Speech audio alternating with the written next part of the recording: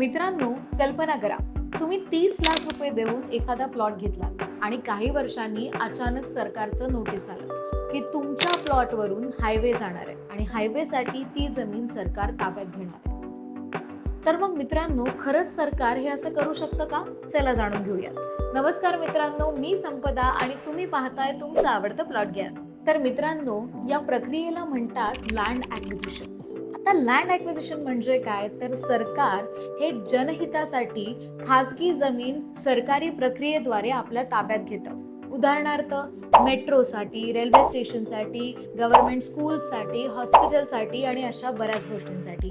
पण याचा अर्थ असा नाही की गव्हर्नमेंट तुमची जमीन फुकट घेतं.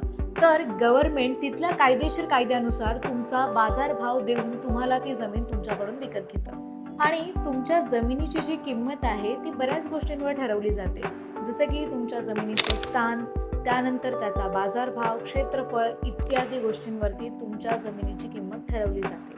त्यामुळे गव्हर्नमेंट ॲक्विजिशन म्हणजे जमीन जप्त करणं नाही, तर तुमच्या जमिनीला योग्य बाजारभाव देऊन ती जमीन कायदेशीररित्या ताब्यात घेणं आहे. त्यामुळे यानंतर केव्हाही तुम्ही जर एखादा प्लॉट खरेदी करत असाल तर भविष्यात तिथे highway, metro, railway station, school अशा गोष्टी येणार आहेत की नाही हे नक्की तपासा.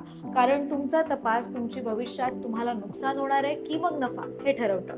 तर मग मित्रांनो, तुमच्यासोबत सुद्धा असं काहीतरी झालंय का? आम्हाला कमेंटमध्ये नक्की सांगा. व्हिडिओ आवडला असेल तर व्हिडिओला लाईक करा, शेअर करा आणि अशाच नवनवीन व्हिडिओसाठी आत्ताच सबस्क्राईब करा प्लॉट ज्ञान.